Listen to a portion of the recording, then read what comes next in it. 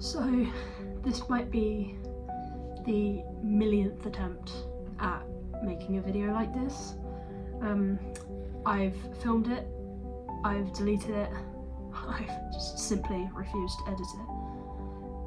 But this year I thought I'd finally switch it up. For those of you that I've met recently, I have spina bifida.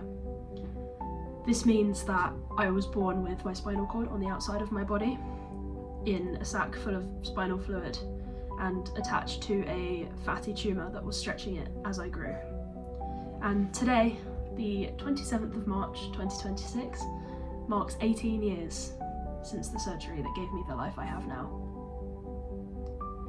We used to call it my miracle day because, let's be honest, I am insanely lucky. Lucky to walk, lucky to run, lucky to compete. I can do things that most people take for granted, things that sometimes I take for granted. It's a day to reflect on every hospital trip, every day of school, the fight, always a fight, to keep up. I was always a sporty kid, defying the odds even before I started school. I started playing tennis when I was barely big enough to hold a racket. Gymnastics followed shortly after that, and at 4 years old, I won gold at a competition. Eventually, gym made way for tennis. I had one-to-ones, group sessions. I practiced in squash courts, training for the performance sword. I was obsessed. That was until I started falling behind. I wasn't strong enough. I couldn't keep up. Milestones that everyone else hit, I missed them, and it hurt, not just physically. There was talk of another surgery. They thought my spinal cord may have retethered, and fixing that, well, yeah, that came with a risk of paralysis. I could have lost everything I had ever known. After countless tests, trips to St George's in London, waiting rooms and scans, no clear evidence.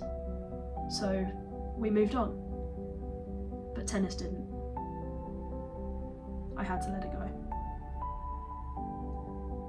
After that, I started playing netball. I was 9 and I fell in love instantly. I joined the school team, went to a summer camp with one of my friends. This was 2 full days of training, but my memories of that camp, painkillers, anti-inflammatories, sitting out. I remember saying to my mum during that camp, I don't want to quit netball like I had to quit tennis. And that sentence followed me for 8 years. It followed through junior school, through high school, college, injuries, pain before every training session, pain before every game. I pushed through everything because quitting simply wasn't an option, even when it probably should have been.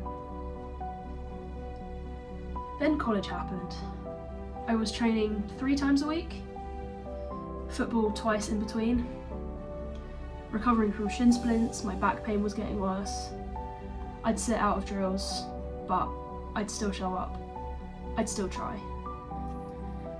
And yet, it felt like I was letting everyone down. This is where we kind of pivot. So we're gonna go to the day before my 15th birthday.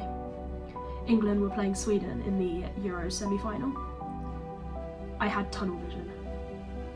I went to IKEA with my mum and a couple family friends, and I wore my full England kit, kind of playing a practical joke of sorts. It was my football shirt, my netball shorts, my netball jacket. We were in the warehouse when my mum asked me if I wanted to find a football team. I said I'd be happy just playing for school. She found one anyway. That club was Sussex Lionesses. Now, I didn't stay with them for very long. I ended up moving to Worthingtown, but I owe Lionesses so much. In my first 6 months of playing football, I played in the JPL. I became a striker, and the most important one of all was getting scouted by the Brighton and Hove Albion disability team. everything changed. I went from the girl who had just started playing football to representing a Premier League club. I found confidence, purpose, and escape.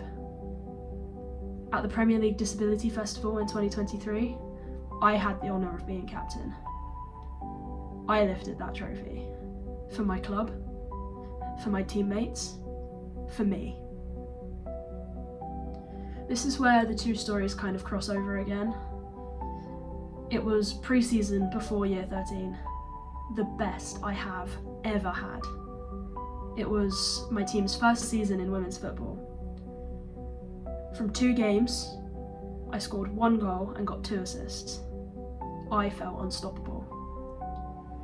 Skipping ahead a little bit to the first game of the season, we were away to Woodingdean Wanderers. 11 fit players. I'm the starting striker. Halfway through the first half, this pain is unbearable. But worse, my legs are lagging. Everything I was telling them to do happened half a second too late. You couldn't see it, but I could feel it. I had to come off. I was fighting a panic attack, and my only thought in that moment was, my team is better off without me. The pain got worse. I stopped everything. I waited for test results, and in 3 long months, I went to football training twice. But netball, I still showed up. I listened, watched, learned. I tried to play. I couldn't. To my surprise, the test came back clear. So I went to my coach. I said I could come back slowly, but I wouldn't be able to do Monday training. Could probably only get 1 quarter on a Wednesday, and maybe train on a Friday if my body would let me. I know that it was a big ask, but my coach's response was, "Are you sure netball is the right sport for you?" I was heartbroken. Everything I fought for, everything I sacrificed, shattered. I thought I'd get support. Instead, I got dismissed. And in that moment, there wasn't really a choice. I had to quit netball like I quit tennis. I had failed.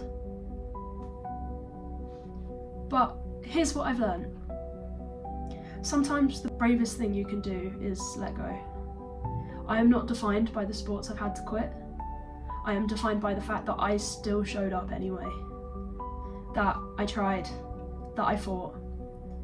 18 years ago, the surgeons gave me the opportunity to live this life, and I have lived it. Fully. Painfully. Proudly. I'm now at university, playing a sport with a team that I adore, setting up the Pain Foundation in Dorset and making a name for myself. I'm not going to lie and say that it's been easy. My pain has tripled since going to uni. I just get on with it. I try not to let it stop me, and I'm slowly learning to be comfortable with being uncomfortable. I would not be where I am today without my spina bifida. I am so grateful for the opportunities it has brought me over the years, and for that, I owe everything to those surgeons. If you have any questions at all, feel free to reach out. I will willingly answer anything. And I hope you enjoyed the change. I know I did.